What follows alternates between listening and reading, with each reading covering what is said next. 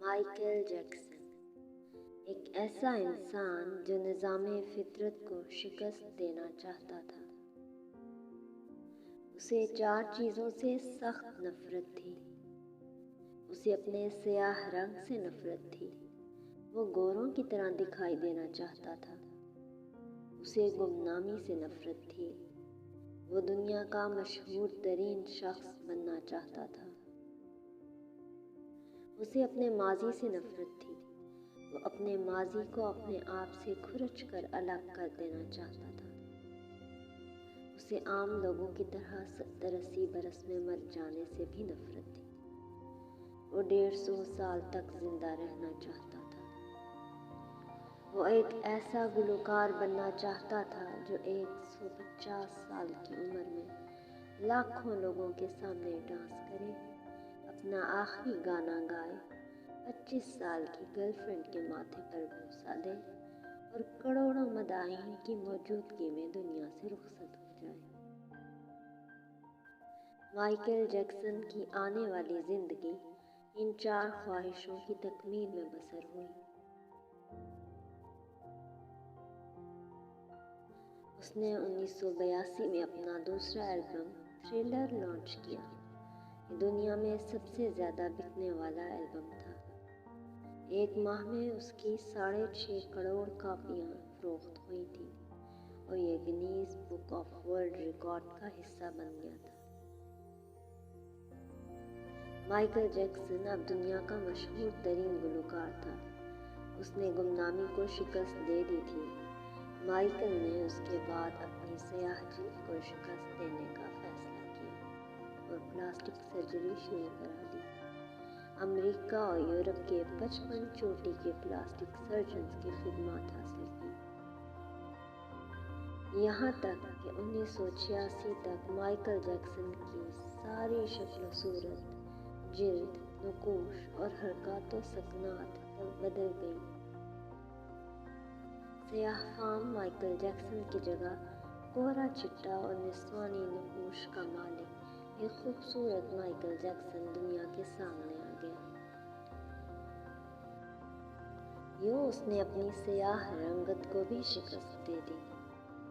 اس کے بعد ماضی کی باری آئی۔ مائیکل جیکسن نے اپنے ماضی سے بھاگنا شروع کر دیا۔ اس نے اپنے خاندان سے قطع تعلق کر لیا۔ اس نے اپنے ایڈریسز تبدیل کر لیے۔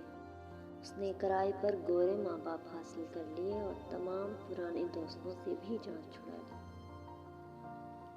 ان تمام اقدامات کے دوران جہاں وہ اکیلا ہوتا چلا گیا، وہاں وہ مصنوعی زندگی کے گرداب میں بھی پھنس گیا۔ اس نے خود کو مشہور کرنے کے لیے ایلوس پریسلے کی بیٹی لیزا میری پریسلے سے شادی کر لی۔ اس نے یورپ میں اپنے بڑے بڑے مجسمے بھی لگوا دیے اور اس نے مصنوعی طریقہ تولید کے ذریعے ایک نرس ڈیبی رو سے اپنا پہلا بیٹا پرنس مائیکل بھی پیدا کرا لیا۔ ڈیبی رو کے بطن سے اس کی بیٹی پیرس مائیکل بھی پیدا ہوئی۔ اس کی یہ کوشش بھی کامیاب ہو گئی۔ اس نے بڑی حد تک اپنے ماضی سے بھی جان چھڑا لی۔ لہٰذا اب اس کی آخری خواہش کی باری تھی۔ وہ 150 سال تک زندہ رہنا چاہتا تھا۔ مائیکل جیکسن طویل عمر پانے کے لیے دلچسپ حرکتیں کرتا تھا۔ مثلاً وہ رات کو آکسیجن ٹینٹ میں سوتا تھا۔ وہ جراثیم، وائرس اور بیماریوں کے اثرات سے بچنے کے لیے دستانے پہن کر لوگوں سے ہاتھ ملاتا تھا۔ وہ لوگوں میں جانے سے پہلے منہ پر ماسک چڑھا لیتا تھا۔ وہ مخصوص خوراک کھاتا تھا اور اس نے مستقل طور پر 12 ڈاکٹر ملازم رکھے ہوئے تھے۔ یہ ڈاکٹرز روزانہ اس کے جسم کے ایک ایک حصے کا معائنہ کر کے اس کی خوراک کا روزانہ لیبارٹری ٹیسٹ بھی ہوتا تھا اور اس کا اسٹاف اسے روزانہ ورزش بھی کراتا تھا۔ اس نے اپنے لیے فالتو پھیپھڑوں، گردوں، آنکھوں، دل اور جگر کا بندوبست بھی کر رکھا تھا۔ یہ وہ ڈونر تھے جن کے تمام اخراجات مائیکل اٹھا رہا تھا اور ان ڈونرز نے بوقت ضرورت اپنے اعضاء اسے عطیہ کر دینا تھے۔ چنانچہ اسے یقین تھا کہ وہ 150 سال تک ضرور زندہ رہے گا۔ لیکن پھر 25 جون کی رات آئی۔ اسے سانس لینے میں دشواری پیش آئی۔ اس کے ڈاکٹرز نے ملک بھر کے سینئر ڈاکٹرز کو اس کی رہائش گاہ پر جمع کر لیا۔ یہ ڈاکٹرز اسے موت سے بچانے کے لیے کوشش کرتے رہے، لیکن ناکام ہوئے تو ہسپتال لے گئے۔ وہ شخص جس نے 150 سال کی منصوبہ بندی کر رکھی تھی، جو ننگے پاؤں زمین پر نہیں چلتا تھا، جو کسی سے ہاتھ ملانے سے پہلے دستانے چڑھا لیتا تھا، جس کے گھر میں روزانہ جراثیم کش ادویات چھڑکی جاتی تھی، اور جس نے 25 برس تک کوئی ایسی چیز نہیں کھائی تھی جس سے ڈاکٹروں نے اسے منع کیا ہو، وہ شخص صرف 50 سال کی عمر میں اور صرف 30 منٹ میں انتقال کر گیا۔ اس کی روح چٹکی کے دورانیہ میں جسم سے پرواز کر گئی۔